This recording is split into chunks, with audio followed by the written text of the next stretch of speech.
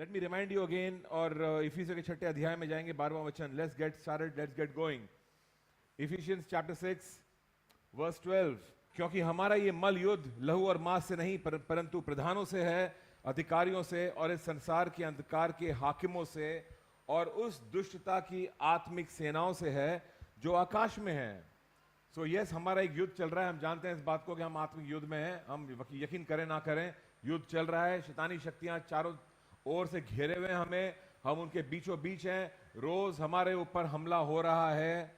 शैतान रोज कुछ ना कोई योजना बना रहा है हमारे विरुद्ध। और यहां पर लिखा है कि हमारा युद्ध जो है मांस और लहू के साथ में नहीं है, प्रधानों के साथ में, अधिकारियों से और हाकिमों के साथ में है, और आत्मिक दुष्टता की आत्मिक सेनाओं के साथ में है। मैंने बताया पिछली बार आपको कि कैसे एक सिस्टम है, एक सिस्टमैटिक सेना है जिसके विरुद्ध हमारा युद्ध है। यहां पर कुछ जनरल्स हैं, कुछ कमांडर्स हैं, कुछ लेफ्टिनेंट हैं, कर्नल्स हैं, सार्जेंट्स हैं और सैनिक हैं। ये पूरा सिस्टमैटिक एक सेना है जिसके विरुद्ध हम युद्ध कर रहे हैं। और हमें भी सिस्टम में आना बहुत जरूरी है। इसलिए चर्च हमको दिया गया है जो एक सिस्टमैटिक तरीके से काम कर सके और सिस्टम में हम लोग आ सकें। इसलिए चर्च में जुड़े रहना जरूरी है, क्योंकि अकेले आप घर पे आराधना कर सकते हो, लेकिन वहां पर आप अकेले हो और यहां पर आप एक सेना हो। Do you understand that? फर्क समझ रहे हैं आप? यहाँ पे जब आप मिलते हो साथ में तो आप सेना बन जाते हो, और जब आप अलग हो जाते हो तो आप एक अकेले सैनिक बन जाते हो। और हम सब जानते हैं अकेले सैनिक को मारना बहुत आसान काम है, लेकिन सेना से युद्ध करने में बहुत बहुत दुख होता है, बहुत कष्ट होता है। और सेना जीत सकती है, अकेला सैनिक को जीतना बहुत मुश्किल है। क्या मेरे साथ में हो? हमें स्मार्ट होना जरूरी है, हमें अक्लमंद होना जरूरी है, कि हमारा जो दुश्मन है वो लगातार हमारे विरुद्ध कोई ना कोई योजना बना रहा है। सुबह शाम वो हमारे विरुद्ध योजना बना रहा है। वो बहुत फोकस्ड है, हम लोग फोकस्ड नहीं है। हमारे फोकस बहुत बिखरे हुए हैं। हम सिर्फ परमेश्वर के राज्य के बारे में नहीं सोच रहे हैं, हम हमारे घरों के बारे में सोच रहे हैं, हमारे नौकरियों के बारे में, बच्चों के बारे में, खुद के बारे में, कुछ शारीरिक चीजें जिसमें उलझे हुए हम लोग, हम बिखरे हुए हैं। लेकिन शैतान बहुत ही फोकस्ड है, उसका एजेंडा बहुत क्लियर है। मैं इसका नाश चाहता हूं, यही उसका एजेंडा है और कुछ नहीं है। वो और कोई बातों से कंसर्न नहीं है, वो केवल तुम्हारा नाश चाहता है, राइट? और वो जानता है कि तुम बिखरे हुए, तुम बहुत सारी उलझनों में फंसे हुए हो। अगर तुम शैतान के पीछे लग जाओगे और तुम बोलोगे मैं शैतान को हराना चाहता हूं, मैं जीतना चाहता हूं, तुम फोकस में आ जाओगे, तो तुम वाकई में तुम जीतोगे इस युद्ध को। पर क्योंकि हम फोकस नहीं है, इसलिए हम हारते रहते हैं। You understand this? So now let's see this. एक सिस्टमैटिक राज्य है जिसके विरुद्ध हम युद्ध कर रहे हैं। 13वां वचन कहता है, इसलिए परमेश्वर के सारे हथियार बांध लो। परमेश्वर ने हमको निहत्था नहीं छोड़ा है कि तुम जाओ और ऐसे युद्ध करो, उसने कुछ हथियार हमको दिए हैं। आमेन। सो यहाँ पे कुछ परमेश्वर के कुछ सारे हथियार बांध लो कि तुम बुरे दिन में सामना कर सको और सब कुछ पूरा करके स्थिर रह सको। सब कुछ पूरा करके मतलब जो तुम्हारा जो पर्पस है, मकसद है, उद्देश्य है इस पृथ्वी पर, और वो उद्देश्य तुम्हारी नौकरी नहीं है, तुम्हारे बच्चों की शादियां भी नहीं है, वो उद्देश्य का एक छोटा हिस्सा होगा, लेकिन तुम्हारे उद्देश्य इन सब चीजों से बढ़कर हैं। और जो परमेश्वर ने तुमको उद्देश्य दिए हैं, उस उद्देश्य को पूरा करने के लिए परमेश्वर के ये दिए हुए हथियार बांधने पड़ेंगे, इनको उठाना पड़ेगा, युद्ध में उतरना पड़ेगा, और तभी जाके तुम अपने उद्देश्य को पूरा कर सकोगे, वरना ये उद्देश्य पूरे नहीं होंगे। Do you understand this?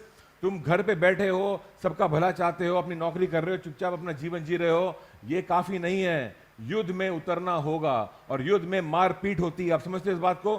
कुछ जख्म लगते हैं और कुछ जख्म हम देते हैं, एक दूसरे को नहीं, शैतान को देते हैं। आप समझ रहे हो इसको? उसके राज्य को जख्म देने। जख्म हमें लगते हैं, शायद लोगों से लगते हैं, क्योंकि शैतान लोगों का इस्तेमाल करता है, लेकिन हम जख्म वापस लोगों को नहीं देते हैं, हम उस शैतान के पीछे लग जाते हैं।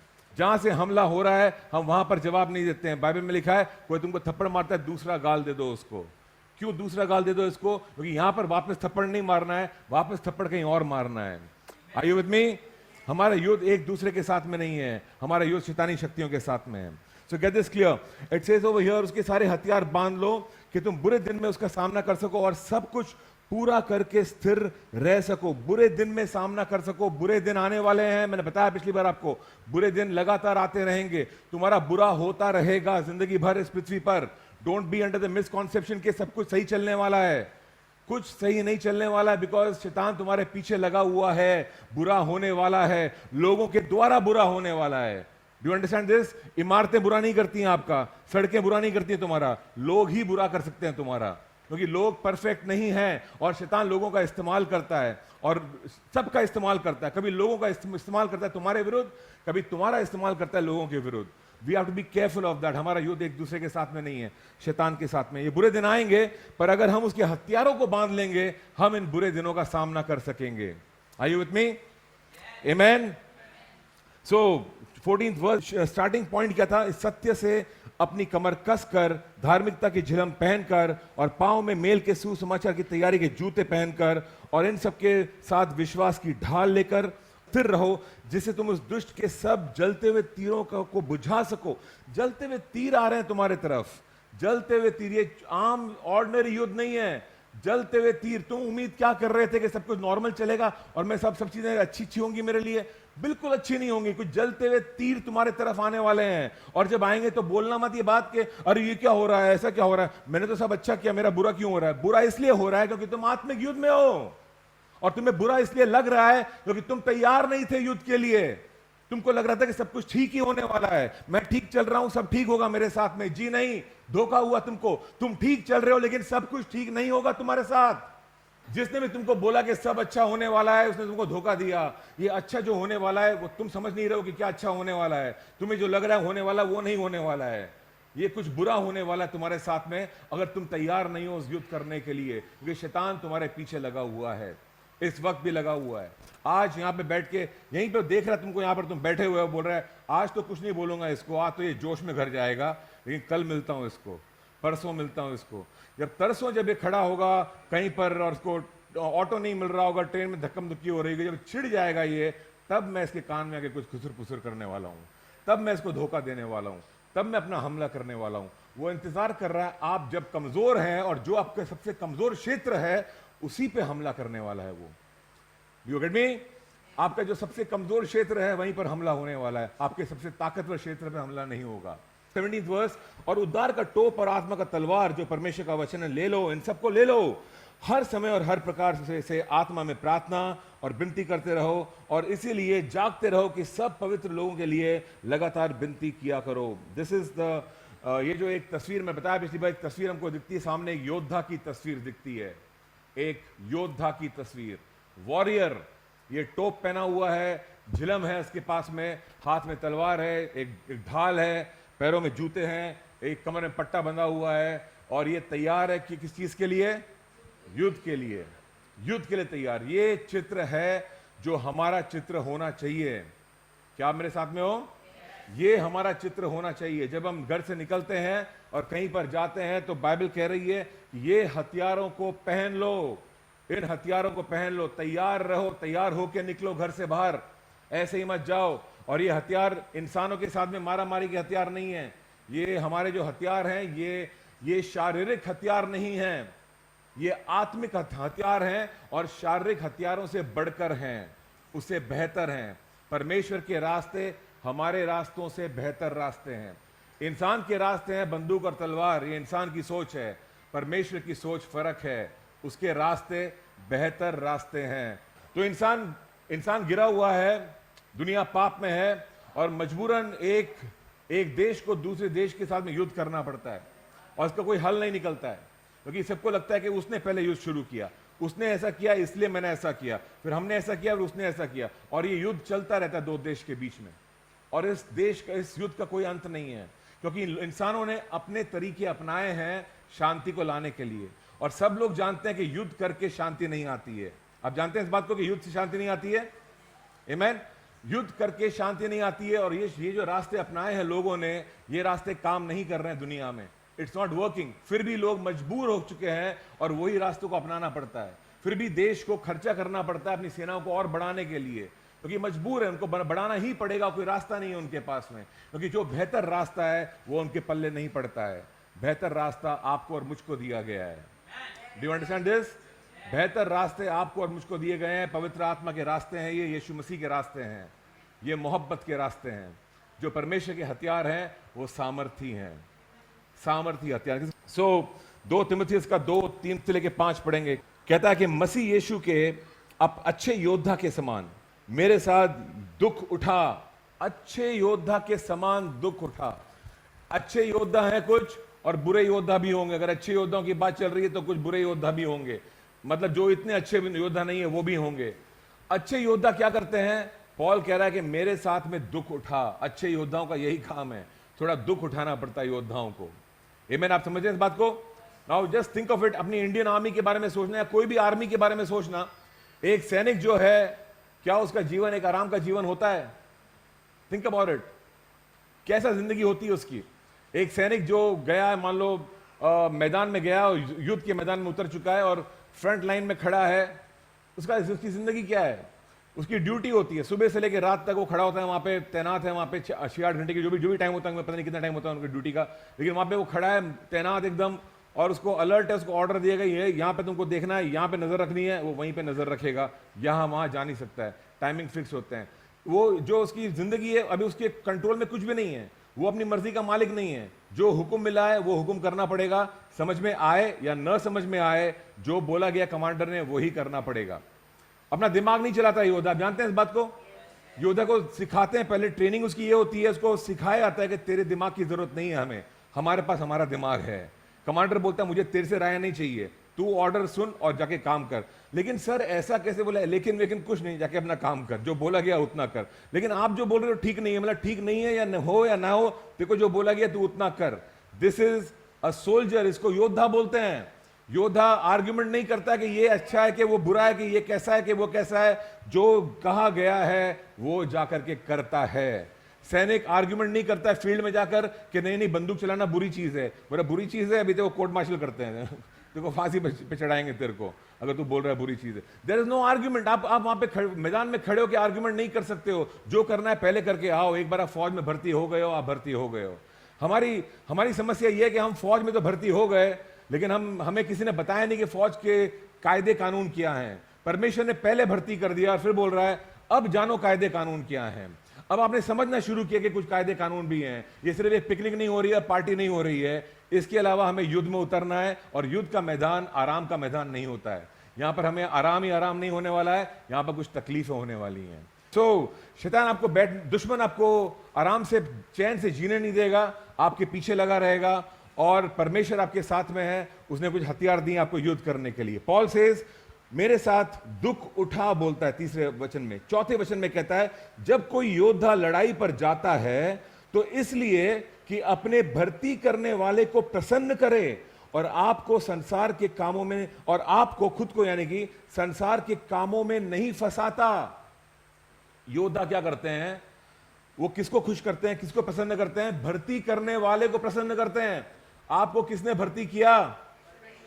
यीशु मसीह ने भर्ती किया है आपको, वो आपका कमांडर है। आपका उद्देश्य जीवन में क्या है? किसको प्रसन्न करने की कोशिश कर रहे हो आप?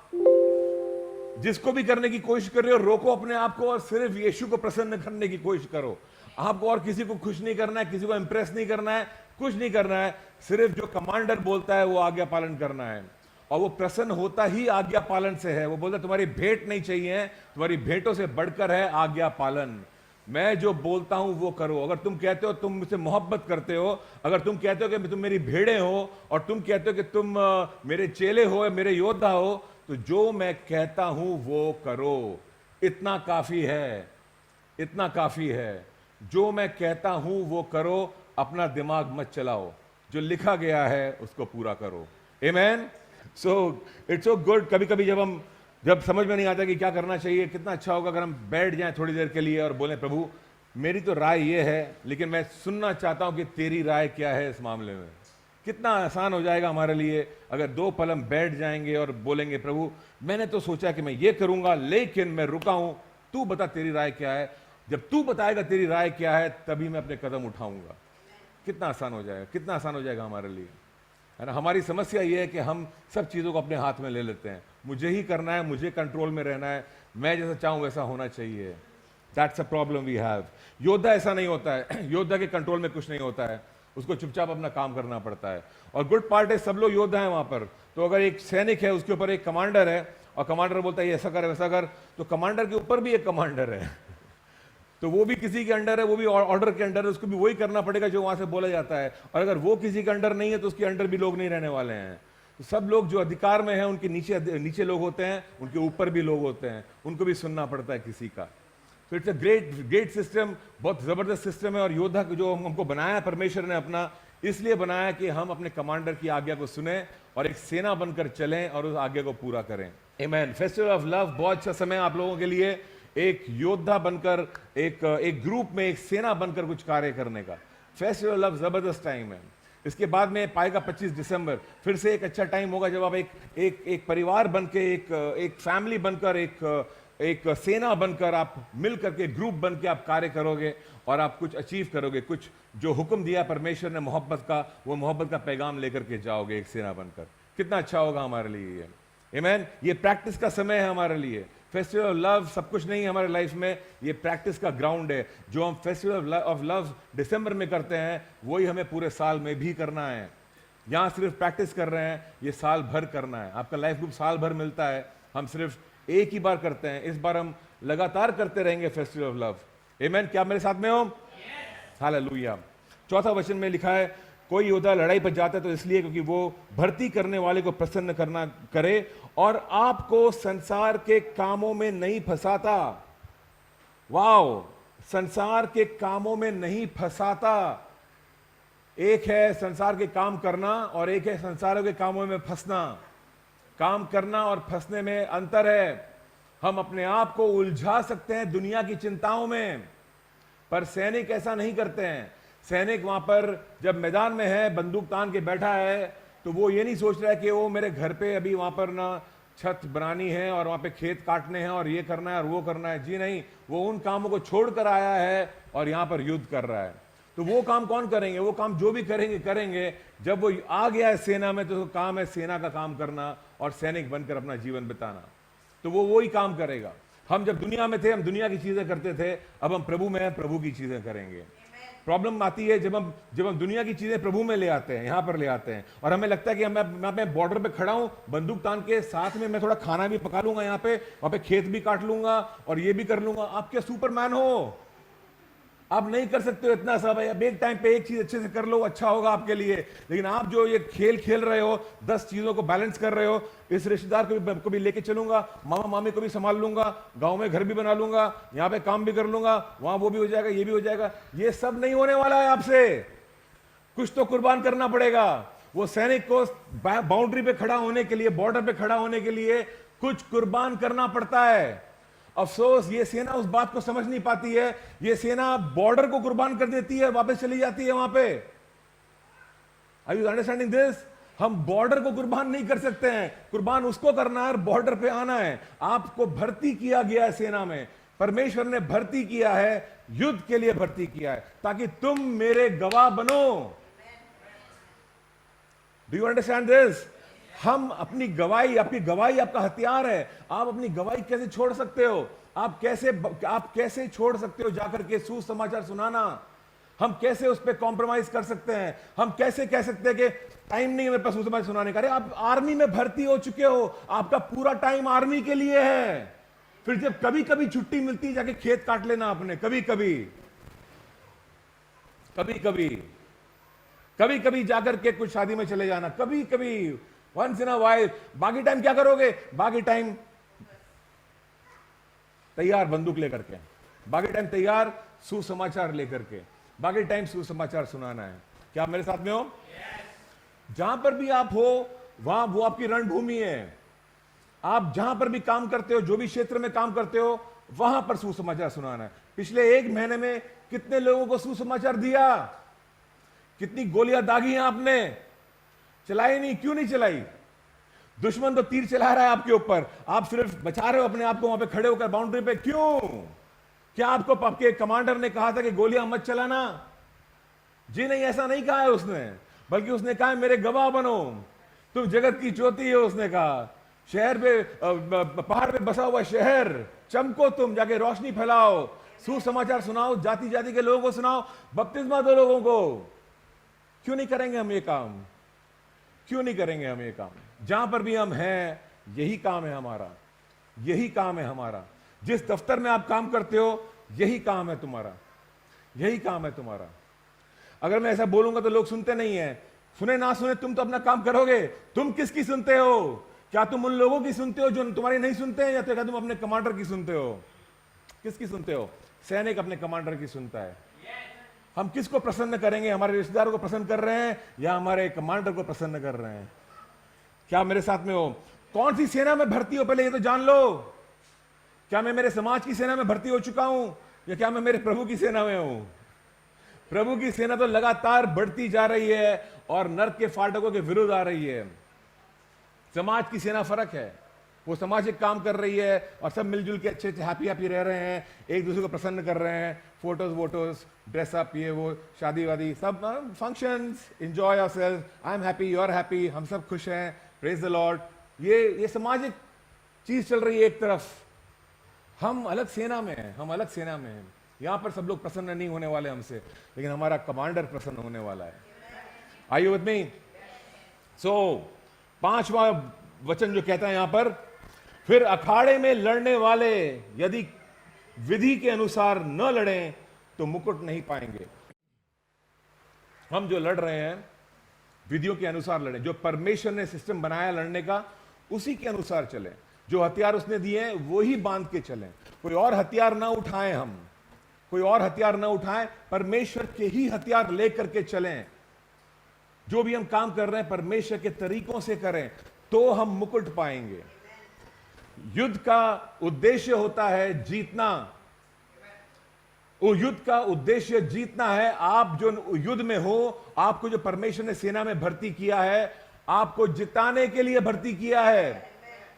शैतान हराना चाहता है लेकिन परमेश्वर तुमको जीता हुआ देखना चाहता है, कर दिया है उसने, और वो चाहता है कि तुम जीतो इस युद्ध में, और इसलिए वो एनकरेज कर रहा है, बोल रहा है कि आ जाओ और मुकुट पहनो। स्वर्ग में मुकुटों की कमी नहीं है, बहुत सारे मुकुट हैं, और वो पहनाना चाहता है अपने योद्धाओं को। अगर योद्धा तैयार है पहनने के लिए तो आर्मी में अगर आप देखोगे मेडल्स मिलते हैं, क्या मेडल्स की कमी है? मेडल की कमी नहीं है, लेकिन वीर बहादुर लोगों की कमी है। जो वीरता से जाएगा, अपना काम पूरा करेगा, अपना युद्ध लड़ेगा, उसको मेडल मिलता है। परमेश्वर मुकुट देता है उन लोगों को जो युद्ध में शामिल होते हैं, जो परमेश्वर के बताए तरीकों से युद्ध करते हैं और जीतते हैं। और जीत हमारी निश्चिंत है, वो होना ही है, जीतना ही है हमें।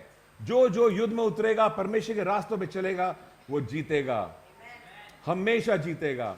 There is no way we can lose, क्योंकि ये हमारी ताकत पर निर्भर नहीं है, ये परमेश्वर की ताकत पर निर्भर है।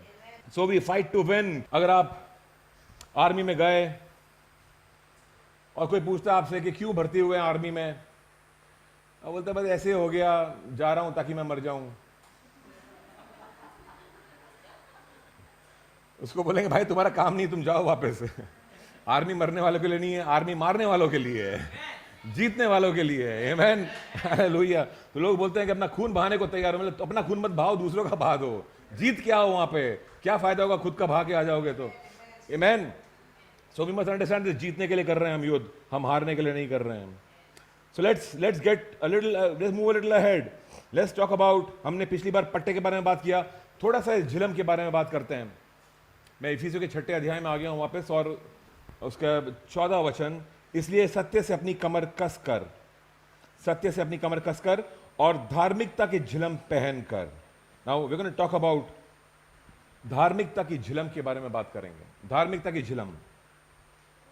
Now please understand, झिलम जो होती है, झिलम यानी कि इसको बोलते हैं ब्रेस्ट प्लेट, यानी कि ये एक कवच जैसा होता है, लोहे का या जो भी मटेरियल का बना होगा, और बहुत स्ट्रांग होता है, और ये आपको गार्ड करता है, आपके चेस्ट को गार्ड करता है ताकि कोई तीर आपको लग ना जाए। और हम सब जानते हैं कि चेस्ट को गार्ड करते हैं क्योंकि यहाँ पर हमारा हृदय है। और जो भी दुश्मन होता है जब वो शूट करता है किसी को, या तीर मारता था पहले किसी को, या भी बंदूक से मारते हैं, तो दे एम फॉर द हार्ट, हमेशा सीने में गोली लगाते हैं, क्योंकि वहां पे एक गोली लगते ही मर जाता है इंसान। मेरे को अगर गोली मेरे कंधे में लग गई, भले आर पार भी हो जाए, मैं मरूंगा नहीं। गोली यहां से जाएगी, वहां से निकल भी जाएगी, शायद कंधा मेरा फट जाएगा, जो भी, मैं मरूंगा नहीं, लेकिन मैं जिंदा रहूंगा। लेकिन अगर सीने में लगेगी गोली और दिल को छेद देगी, मैं तुरंत मर जाऊंगा। सो दुश्मन जानता है इस बात को कि ये इसका वीकेस्ट एरिया है, सबसे कमजोर क्षेत्र इसका ये है, और यहां पर हमला करना चाहिए। हमारा दिल जो है सबसे कमजोर क्षेत्र है हमारा। Do you understand this? हमारा दिल, मैं फिर से बोल रहा हूं, हमारा दिल हमारा सबसे कमजोर क्षेत्र है, और दिल पे ही हमला होता है। शैतान हमारे दिल पे हमला करता है, दुश्मन दिल पे हमला करता है। इसलिए परमेश्वर ने क्या दिया हमें हृदय को बचाने के लिए, उसने एक झिलम दी है, लोहे की या स्ट्रॉन्ग मटेरियल की, और ये एक कवच के समान है जो हमारे हार्ट को प्रोटेक्ट करता है। यहां पे दिल भी है, यहां पे लंग्स भी हैं, और इसके जो प्रोटेक्शन जो पूरा है ये होता है एक झिलम से, और इसको कहते हैं धार्मिकता की झिलम। Let will come to that कि व्हाई इट इज कॉल्ड धार्मिकता की झिलम। Let's understand the heart first, कि दिल को बचाना इतना जरूरी क्यों है। नीति वचन का 4 और 23 हमको समझाता है कि अपने दिल को बचाने की जरूरत क्या है। 23वां वचन कहता है, सबसे अधिक अपने मन की रक्षा कर, क्योंकि जीवन का मूल स्रोत वही है। जीवन का मूल, हर वो चीज, मूल स्रोत मतलब, क्योंकि सब चीजें यहीं से शुरू, सारी समस्याएं यहां से शुरू होती हैं, सारे इश्यूज हार्ट से शुरू होते हैं। और परमेश्वर कह रहा है अपने दिल को बचा के रखो। हम अक्सर कंसर्न होते हैं कि दूसरे के दिल में क्या हो रहा है, हमें चिंता लगी रहती है, इसके दिल ऐसा हो गया है, इसका दिल बहुत कठोर है, इसके दिल में कड़वापन है, इसके दिल में ऐसा है, इसके दिल में वैसा है, चलता रहता है हमारा। तो हमको तो इतने सारे झिलम नहीं दिए परमेश्वर ने कि दूसरों को आके लगा झिलम। मेरे को जो करना है मैं करूंगा, जो मेरे दिल को सुकून देता है मैं वही चीज करने वाला हूं, भले वो अच्छा हो बुरा हो, बाइबल में लिखा हो नहीं लिखा हो, मुझे उससे मतलब नहीं है। मेरा दिल कहता है ना, बस काफी है। ये दिल प्रॉब्लम है, और परमेश्वर जानता है तुम्हारा हृदय प्रॉब्लम है। शैतान तुम्हारे दिल में ही खेल खेलता है, इसलिए हम अपना दिल कहते हैं, दिल अपना यीशु मसीह को दो। क्यों दो? वो सुरक्षित रखेगा उसको। शैतान चुराना चाहता है उसको, बार बार बार बार थॉट्स लेकर के आएगा, भावनाएं लेकर के आएगा। किसी ने मुझे पूछा भावनाएं होती क्या चीज हैं, मैंने कहा आपको भावनाएं पता नहीं है। मतलब अगर मैं आपको कुछ कह दूं आपको बुरा लग जाएगा, तो ये जो बुरा लगता है ना आपको, मैं आपको आपके बारे में बुरा बोल दिया मैंने, आप बुरा मान जाओगे, ये एक भावना है। नाराजगी एक भावना है, मोहब्बत भी एक भावना है, चिड़चिड़ापन, ये सब चीजें भावनाएं हमारे अंदर उत्पन्न होती रहती हैं लगातार। हमारा एक इमोशनल यानी एक हृदय का जो रिएक्शन होता है हमारी परिस्थितियों को, वो हमारी भावनाओं में से शुरू होता है। कुछ चीज देख के मुझे अच्छा लगता है, कुछ चीज देख के मुझे बुरा लगता है, कुछ चीजें मुझे पसंद है, कुछ नापसंद है, कुछ चीजों से चिड़चिड़ापन आता है, कुछ चीजों से शांति मिलती है। ये सब हृदय के अंदर चल रहा है मेरे, it's in my heart, my emotions. Now watch this, मत्ती का 5 और 8, 8वां वचन से, धन्य है वे जिनके मन शुद्ध हैं, क्योंकि वे परमेश्वर को देखेंगे। अगर मेरा मन शुद्ध है, जिनका हार्ट क्लीन होता है, शुद्ध होता है, वो परमेश्वर को देखेंगे। मन की शुद्धता, एंड एवरीबडी सेज मेरा मन तो शुद्ध है। डोंट बी अ फूल, हमारा मन शुद्ध नहीं है। हम शुद्धता में बढ़ते जाते हैं, बढ़ते जाते हैं। जितना इजाजत देंगे उतनी और शुद्धता आएगी, और कोई भी वो मकाम पे पहुंचा नहीं जो बोलता है मेरा मन शुद्ध है। नहीं, मैं शुद्धता में बढ़ रहा हूं, मैं शुद्धता में बढ़ रहा हूं। सब लोग अपने अपने अलग अलग लेवल पर हैं, और कोई नाप नहीं सकता कौन कितने लेवल पे। केवल परमेश्वर जानता है किसका दिल क्या है। क्या मेरे साथ में हो? बट जिसका मन शुद्ध है वो लोग परमेश्वर को देखेंगे। मन की शुद्धता कितनी इंपॉर्टेंट है परमेश्वर के साथ में रिश्ते के लिए। मन की शुद्धता चाहिए, ये हमारे पास होती नहीं है। ये परमेश्वर उत्पन्न करता है हमारे अंदर, हमारी इजाजत देने पर। जब हम कहते हैं मेरे मन को साफ कर प्रभु, तो आके सफाई करना शुरू करता है। How does it happen? एक था दाऊद, जबरदस्त राजा, जिसने इतने सारे युद्ध किए, गोलियत को हराया ना, क्या क्या किया, बहुत तारीफें हुई उसकी। सौल ने 1000 को मारा है, दाऊद ने 10,000 को मारा है, इतनी तारीफें हुई उसकी। और ये आकर के एंड में बत्शीबा के साथ में सोता है, ये पाप करता है, गुनाह करता है, और उसको एहसास होता है कि मेरे मन में कितनी गंदगी है। मैं जो परमेश्वर की आराधना में खड़ा होता हूं, गीत गाता हूं, दुनिया मेरे गीत गा रही है, मेरे अंदर भी अशुद्धता है। Do you understand this? Hallelujah. कभी कभी लोग बोलते हैं, ओ ये लोग वर्शिप कैसे करते हैं, ये लोग वर्शिप करते हैं, उनके मन देखो कैसे हैं। सबके मन वैसे ही हैं। ये जो वर्शिप लीड करते हैं, और आप जो खड़े होकर वहां पे वर्शिप करते हो, और ये जो प्रचार करते हैं और आप वहां पे सुनते हो, सबके मन में शुद्धता की इश्यूज हैं। सबके मन में, मेरे मन में, आपके मन में, सबके मन में, और सब शुद्धता में बढ़ रहे हैं। कोई पहुंचा नहीं जहां पे पहुंचना चाहिए, केवल यीशु था जो परफेक्ट था। हम उसकी तरह बनते जा रहे हैं धीरे धीरे। क्या मेरे साथ में हो? सो 51:10 में दाऊद बोलता है, इट सेज, हे परमेश्वर मेरे अंदर शुद्ध मन उत्पन्न कर। मेरे अंदर शुद्ध मन उत्पन्न कर मतलब मैं ये उत्पन्न नहीं कर सकता हूं, तू कर। प्लीज अंडरस्टैंड, शुद्धता तुम्हारे हाथों में नहीं है, तुम नहीं कर सकते हो खुद को शुद्ध। तुम सिर्फ परमेश्वर से मांग सकते हो मुझे शुद्ध कर, और परमेश्वर तुम्हें शुद्ध करना शुरू करेगा। और जब वो शुद्ध करना शुरू करेगा, वो तुमको दिखाएगा क्या चीजें अशुद्ध हैं, और बोलेगा इससे दूर रहे, इससे दूर रहे, इससे दूर रहे। और जब तुम उनसे दूर रहना शुरू करोगे, जब तुम कुछ छोटी छोटी चीजों, पहले छोटी चीज दिखाएगा तुमको, ये चीजें अशुद्ध है मत कर, और जब तुम वो नहीं करोगे अब तुमको बड़ी चीज दिखाएगा, ये मत कर। अब जब तुम वो नहीं करोगे तुम्हें और नेक्स्ट लेवल पे लेके जाएगा। अंश अंश करके वो बदल रहा है और अपने बेटे के समान बना रहा है। हम परमेश्वर से कह सकते हैं मेरे मन को शुद्ध कर, और वो अशुद्धता दिखाना शुरू कर देगा हमें। He will show it to us, क्या चीजें जो हमारे मन के अंदर हमारे मन को गंदा कर रही हैं। मन को, मेरे अंदर शुद्ध मन उत्पन्न कर और मेरे भीतर स्थिर आत्मा नए सिरे से उत्पन्न कर। सो ये जो हमारा जो ब्रेस्ट प्लेट हमको दिया गया है, कवच जो दिया गया है, झिलम जो दी गई है, ये झिलम धार्मिकता की झिलम है। धार्मिकता की झिलम बोला गया इसको। धार्मिकता यानी धर्मीपन। धार्मिकता अधार्मिकता से के विपरीत है। अधर्म को हम समझते हैं और धर्म की बातें हम समझते हैं। जो चीजें शुद्ध पवित्र हैं वो चीजें धर्म की चीजें हैं, वो धार्मिक बातें हैं। और ये धार्मिकता की झिलम की हमें जरूरत है, झिलम की जरूरत है। नाउ प्लीज अंडरस्टैंड, जब कहा गया है कि आपको धार्मिकता के झिलम की जरूरत है, इसका मतलब यह है कि आपके पास वो धार्मिकता नहीं है। होती तो जरूरत नहीं पड़ती ना आपको। Okay, so understand this. एक तीर कोई गोली चलाता है, कोई गोली अगर मेरे हाथ पे लगती है तो मेरा हाथ छिद जाएगा, क्योंकि मेरे पास ताकत नहीं है वो गोली के विरुद्ध खड़े होने की। गोली में ज्यादा ताकत है, तो गोली आती है, लगती है, मेरा हाथ टूट जाएगा, फट जाएगा, या फिर पार पार हो जाएगा यहां पे, बिकॉज मेरे पास वो ताकत नहीं है। लेकिन अगर मैं यहां पर एक लोहे का कवच पहन लेता हूं तो बुलेट आके कवच से टकराएगा और चला जाएगा, मेरा हाथ सुरक्षित रहेगा। तो मेरे पास खुद को बचाने की ताकत नहीं है, इसलिए मुझे एक झिलम की जरूरत है। मेरी धार्मिकता काफी नहीं है, इसलिए मुझे झिलम की जरूरत है। समझो इस बात को? यानी मैं अपने आप में पवित्र नहीं हूं, इसलिए मुझे एक झिलम की जरूरत है। मेरे पास धार्मिकता नहीं है, इसलिए मुझे झिलम की जरूरत है। ये झिलम किसको मिलती है? वो जो नम्र होते हैं उसको मिलती है, जो कबूल कर सकते हैं कि मेरे पास मेरी धार्मिकता काफी नहीं है, मेरे पास कुछ अपवित्रता है। और सिर्फ ये ऐलान करने वाले लोग नहीं, ये नम्र लोग जो तैयार हैं कि हां मैं शुद्धता में चलना चाहता हूं, मैं खुद को बदलना चाहता हूं, इनके लिए ये झिलम है कि डोंट वरी अबाउट इट। ये झिलम को तू पहन ले, झिलम को पहन ले। ये झिलम पहने हुए नहीं हो तुम, झिलम को पहनना पड़ता है। Please understand the difference. आप सेना में भर्ती हो गए हो, ये भर्ती तो हो गए हो, लेकिन परमेश्वर ने झिलम ऐसे नहीं पहना दी कि पहन ले, आप फिक्स हो गई तेरे ऊपर। जी नहीं, आप इसको जब चाहे पहन सकते हो, जब चाहे उतार सकते हो। और अक्सर हमारी झिलम उतरी हुई होती है, और बाइबल में लिखा है पहन लो इन हथियारों को, पहन लो, क्योंकि युद्ध चल रहा है, इसकी तुम्हें जरूरत पड़ने वाली है। ये तुम्हारी धार्मिकता नहीं है, ये एक झिलम है, यीशु मसीह की झिलम है, और ये धार्मिकता की झिलम है। जब तुम इसको पहनते हो झिलम को, तो क्या होता है? यीशु की धार्मिकता तुम्हारे ऊपर आ जाती है। तुम जो अधर्मी थे, अब तुम धार्मिक लगने लगते हो।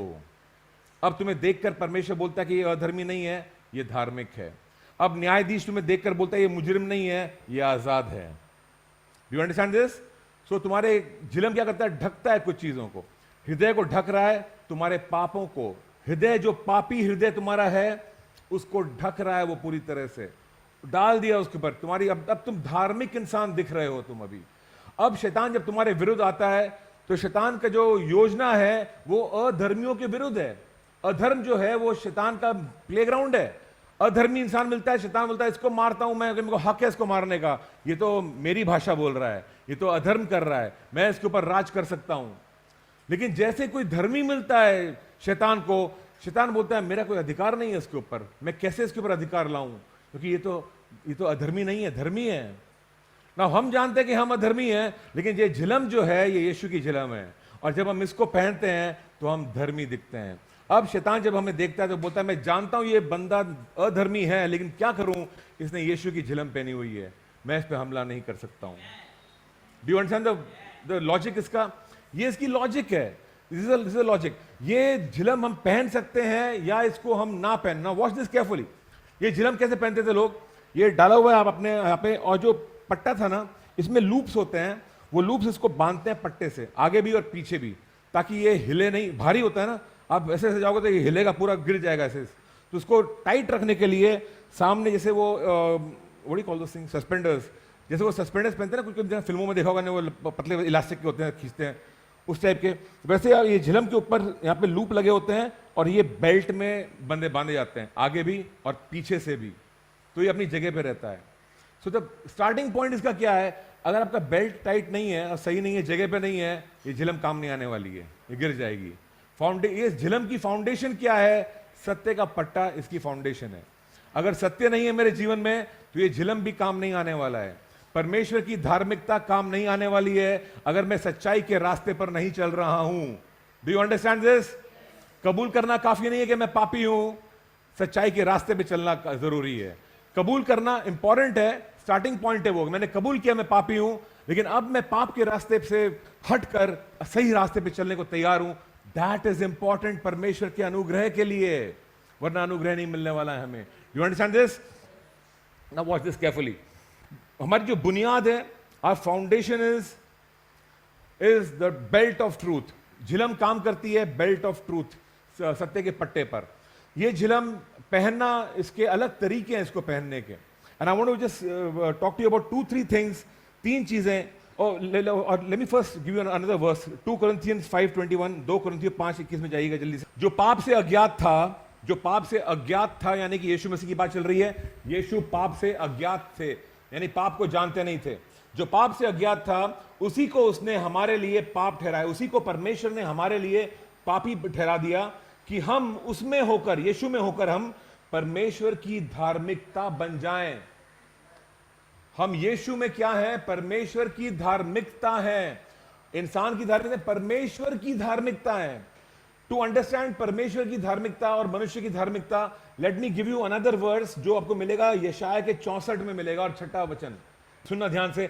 हम तो सब के सब अशुद्ध मनुष्य के से हैं और हमारे धर्म के काम सब के सब मैले चिथड़ों के समान हैं। Try to understand this. हम सब, यशाया समझा रहा है कि हम सब के सब अशुद्ध हैं।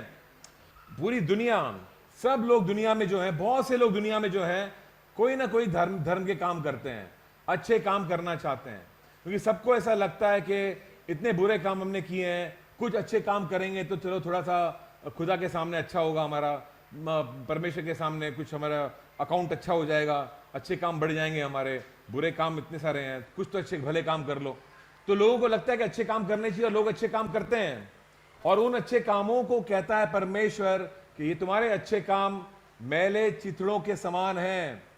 मैले चिथड़ी देखे आप लोगों ने? घरों में आपने देखा होगा, कभी एक कपड़ा पड़ा होता है, साफ करते रहते हैं हमेशा, ये गंदा सा कपड़ा होता है। कभी ये कपड़ा शायद किसी की बनियान थी, कभी किसी की शर्ट थी या पुरानी टी शर्ट थी, फिर ये टी शर्ट पुरानी होगी तो बोला फेंक दो, फेंकेंगे क्यों, उसको साफ करेंगे घर से।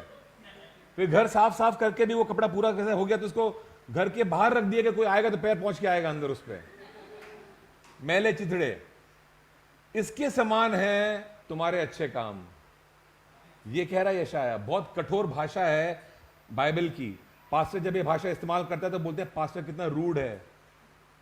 बाइबल भी उतनी रूड है। ओके, बहुत कठोर भाषा है, हमें सही समझाने के लिए, घुमाते फिराते नहीं है, सही सही बोलती है बाइबल। गंदे चिथड़ों के समान है, मतलब आपके अच्छे काम देखकर परमेश्वर प्रसन्न नहीं होता है। आप परमेश्वर से अपना उद्धार अपने अच्छे काम दे करके नहीं खरीद सकते हो। प्रभु मैंने अच्छा काम किया ना, अब मुझे स्वर्ग में आन दे। सॉरी बॉस, ये नहीं होने वाला है। तेरे अच्छे काम की कोई वैल्यू नहीं है मेरे सामने, क्योंकि मैं पवित्र परमेश्वर हूं। राइट? तो तुम अगर हम, दुनिया को लगता है कि वो धार्मिकता कमा सकते हैं, स्वर्ग में जाने के लिए धार्मिकता की जरूरत है। दुनिया को लगता है कि वो धार्मिकता कमा सकते हैं, हम भी वहीं पर थे। हमें लगता है कि दुनिया को कि हम धार्मिकता को कमा सकते हैं अच्छे काम करके, और फिर हमारे लिए स्वर्ग का रास्ता खुल जाएगा, मोक्ष है जो भी बोलते हैं उसका रास्ता खुल जाएगा। लेकिन ये नहीं होने वाला है। बहुत साफ है बाइबल, क्योंकि तुम्हारे सारे अच्छे काम जो है वो गंदे चिथड़ों के समान है। कोई वैल्यू नहीं है स्वर्ग में उसकी। आप स्वर्ग को नहीं खरीद सकते हो अपने अच्छे कामों से। Are you with me? लेकिन क्या, किस चीज की जरूरत है स्वर्ग में जाने के लिए? परमेश्वर की धार्मिकता की जरूरत है। अगर परमेश्वर के घर में जाना है तो परमेश्वर के कपड़े पहन के जाना पड़ेगा। तुम्हारे कपड़े की कोई वैल्यू नहीं है वहां पे। क्या मेरे साथ में हो? आपने कभी देखा है film fair awards? Film fair awards देखे आप लोगों ने? ऐसे ऑस्कर के अवार्ड्स होते हैं, वहां पर जो सेलिब्रिटीज जाते हैं ना, वो उसी के लिए एक बार ड्रेस बनाते हैं और वही ड्रेस पहन के जाते हैं। उनको मालूम है मेरे को ऐसा ही कुछ ड्रेस अजीब सा पहनना पड़ेगा, मैं ऑर्डिनरी कपड़ों में यहाँ पे नहीं जा सकता हूँ, मुझे सूट पहनना ही पड़ेगा, ड्रेस कोड है मेरा कुछ, मेरे को वो पहन के ही जाना पड़ेगा। और वो कपड़े बनाते हैं और वही पहन के जाते हैं वहां पे। और शायद वो कपड़े वो एक ही बार जिंदगी में पहनते हैं, क्योंकि दोबारा पहनेंगे सब बोलेंगे वहां पहना था ना, अभी पहन के घूम रही है फिर से, तो नहीं पहनते दोबारा। यू सी, उसके लिए वो ड्रेस है वहां पर जाने के लिए। स्वर्ग में जाने के लिए भी एक ड्रेस कोड है, और आपको परमेश्वर की धार्मिकता की जरूरत है उसके लिए, और कोई धार्मिकता काम नहीं आएगी स्वर्ग में जाने के लिए। तो ये जो धार्मिकता है, ये जबरदस्त चीज है। ये परमेश्वर की धार्मिकता क्या करती है? आपके हृदय को बचाती है। How do you wear it is a question. Starting point क्या है? क्यों परमेश्वर की धार्मिकता मेरे को चाहिए? व्हाई नॉट माई ओन धार्मिकता? क्यों नहीं कोई और चीज? बिकॉज सिंपली बिकॉज जीसस ने कहा है मेरे सिवाय तुम कुछ नहीं कर सकते हो। और ये नम्रता की बात है, और परमेश्वर के लिए बड़ाई की बात नहीं कि कितना घमंडी परमेश्वर के बोल रहा है मेरे सिवा तुम कुछ नहीं कर सकते हो, ऐसे नहीं बोल रहा है। वो बोल रहा है प्लीज समझने की कोशिश करो, तुम अपने बलबूते पे नहीं कर पाओगे, तुम्हें मेरी जरूरत है, तुम मेरे सिवा कुछ नहीं कर सकते हो। टोन फर्क है हमारे परमेश्वर का। You understand this? वो रिक्वेस्ट कर रहा है तुम्हें कि अपनी ताकत में मत चलो, मेरी ताकत का इस्तेमाल करो। तुम्हारा कवच काफी नहीं है, मेरे कवच की जरूरत है। तुम अपने कवच से सामना नहीं कर पाओगे, शैतान का तुमको हरा देगा।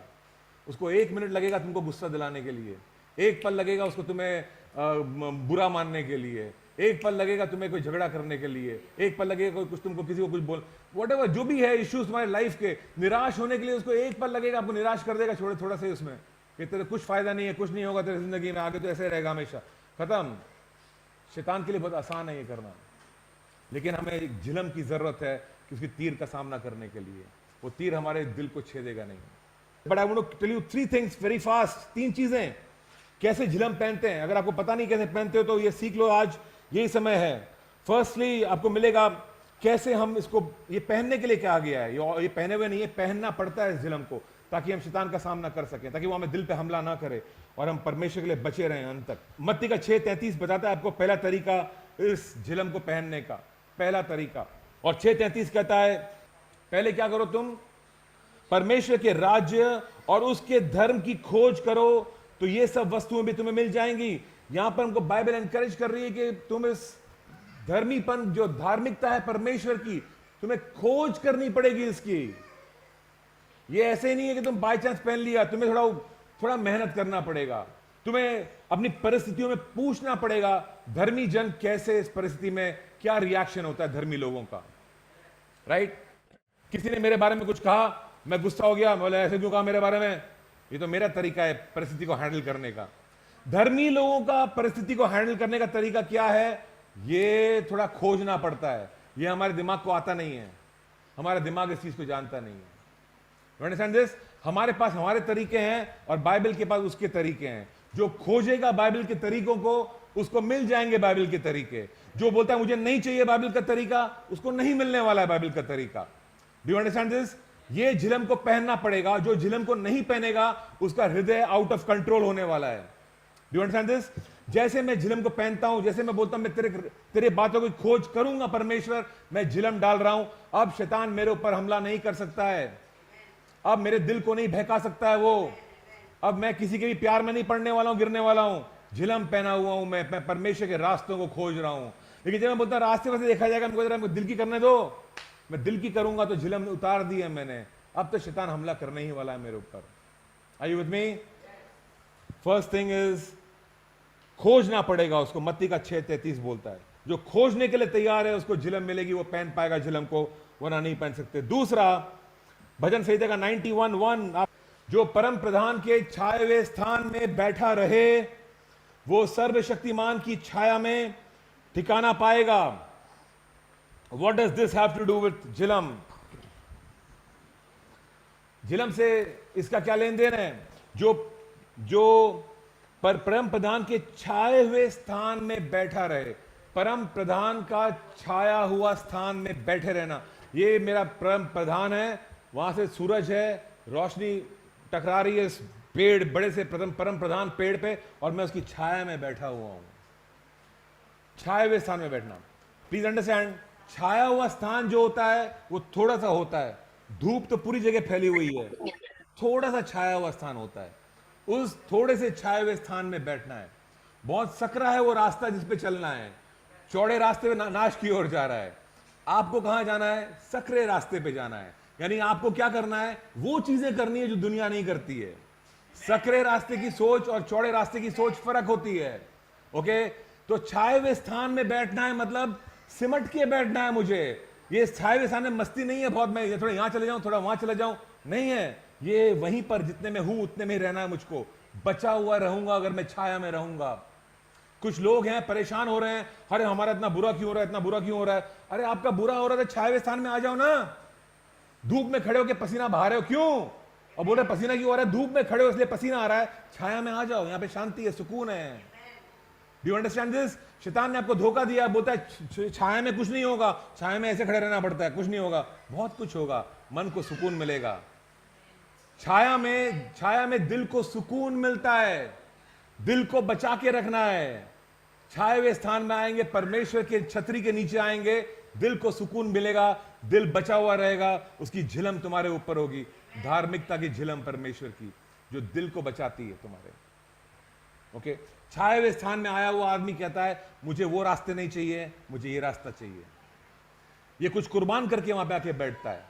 इसके पास आजादी नहीं है कि जो मन में आया वो कर लूं मैं, नहीं, आजादी नहीं है। लेकिन ये अच्छा है उसके लिए, क्योंकि यहां पे शांति है उसके जीवन में, यहां पर सुकून है उसके जीवन में, चैन है यहां पर उसके जीवन में। छाए हुए स्थान में बैठना है। परमेश्वर की झिलम वो पहनते हैं जो पहनते हैं वो छाया वाले स्थान के लोग हैं, बाहर के लोग नहीं हैं, बेचैन लोग नहीं हैं। तीसरी चीज जो करनी है हमें, दैट्स इंपॉर्टेंट, ये वो लोग हैं जो उसकी आज्ञाओं से खुश होते हैं। यू फाइंड इट इन भजन संहिता 37:4। यहोवा को अपने सुख का मूल जान, यहोवा को अपने सुख का मूल जान। मुझे सुख कैसे मिलेगा? तो केवल यहोवा से मिलेगा। ये जान इस बात को, केवल यहोवा से। मेरे पैसों से नहीं मिलेगा, मेरे नौकरी से नहीं मिलेगा, रिश्तों से नहीं मिलेगा, परमेश्वर से मुझे सुख मिलेगा। यू सी, जब तुम समझ गए हो कि परमेश्वर से सुख मिलेगा, तुम सारा फोकस परमेश्वर पे लगाओगे। जब तुम्हें लगता है कि मेरा सुख का मूल पैसा है, सारा फोकस तुम पैसों पे लगाओगे। जब तुम्हें लगता है कि मेरा सारा सुख मुझे मेरी शादी से मिलेगा, सारा फोकस तुम्हारी शादी पे जाएगा। तुम्हारा मूल क्या है?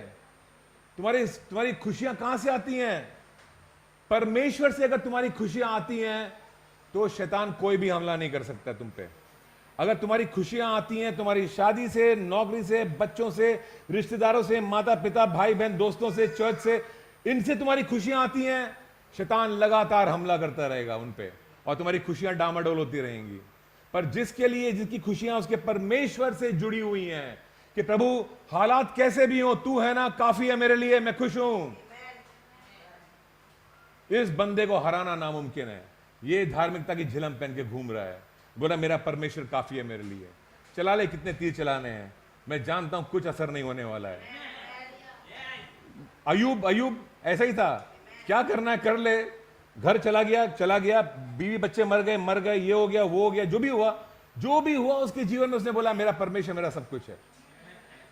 ऑसम, धार्मिकता की झिलम, परमेश्वर की झिलम पहने हुए वो। शैतान कुछ नहीं बिगाड़ सकता है तुम्हारा। अब शैतान कुछ नहीं बिगाड़ सकता है। कुछ लोगों के लिए उनका नाम बहुत इंपॉर्टेंट है। मेरा नाम नहीं खराब होना चाहिए, नाम नहीं खराब होना। तुम्हारी खुशी अगर तुम्हारे नाम से जुड़ी हुई है, ओ माय गुडनेस, अब तो शैतान बहुत खेलेगा। नाम ऊपर नीचे होता रहेगा तुम्हारा, कभी नाम एकदम नीचे चला गया, ओ दुखी, नाम ऊपर, हाँ खुश। रेटिंग्स ऐसा होता है इंडस्ट्री में, यही चलता है, रेटिंग चलती रहती है। सीरियल का रेटिंग हाई है, प्रोड्यूसर खुश, पूरा यूनिट खुश। रेटिंग डाउन हो गई, प्रोड्यूसर भी दुखी, पूरा यूनिट दुखी, सब लोग दुखी, एक्टर्स भी दुखी। उनका रेटिंग पे खुशी उनकी डिपेंड करती है, ऊपर नीचे होती रहती है। तुम मत करना ऐसे। यहोवा को अपने खुशी का मूल जानना, जो उसको अपना मूल बनाता है। ये आसान काम नहीं है, लेकिन ये रोज का काम है। रोज तुम एक फैसला कर सकते हो कि मेरे हालात खराब हैं, लोग मेरे विरुद्ध बात कर रहे हैं, मेरे दुश्मन खड़े हो गए हैं, लोग मुझे तकलीफ दे रहे हैं, शायद मेरे पास पैसों की कमी है, शायद नौकरी भी अच्छी नहीं है, जो भी होगा मेरे साथ में, लेकिन मैं जानता हूं मेरा परमेश्वर मेरे सुख का मूल है और इतना काफी है मेरे लिए। और ये चिढ़ के नहीं बोलना, ये नहीं है ना, कोई बात नहीं, मेरा परमेश्वर है, जी नहीं, ये चिढ़ के नहीं बोलना है। ये फिर चिढ़ के बोल रहे हो तो फिर ये आपका परमेश्वर भी खुशी का मूल नहीं है, फिर वही सब मूल है। परमेश्वर खुशी का मूल है, मतलब ये हालात ऐसे हैं, कोई बात नहीं ऐसे हैं तो मैं फिर भी मुझे तो ज्यादा मिला है, मांगने से ज्यादा मिला। परमेश्वर ही मेरे को मिल गया है तो ये बाकी चीजें रहे ना रहे क्या फर्क पड़ता है, परमेश्वर मिल गया मुझको। मांगने से, गाते हैं हम लोग मांगने से ज्यादा मिला, पर हम लोग ये एक्चुअली यकीन नहीं करते हैं पूरी तरह से उस बात में। हमें लगता है हमको कम ही मिला है, एक्चुअली ज्यादा मिलना चाहिए था। 3 बातें बताई है मैंने आपको। एक बताया जो खोजते हैं, परमेश्वर के राज्य को खोजना झिलम पहनने के बराबर है। उसके छाए हुए स्थान में बैठे रहना झिलम पहनने के बराबर है। और तीसरी बात जो मैंने आपको अभी बताई, जो उसकी आज्ञाओं से खुश होता है, जो परमेश्वर को अपना मूल जानता है, वो ये झिलम पहनने के बराबर है। ये आपके हृदय को बचाता है।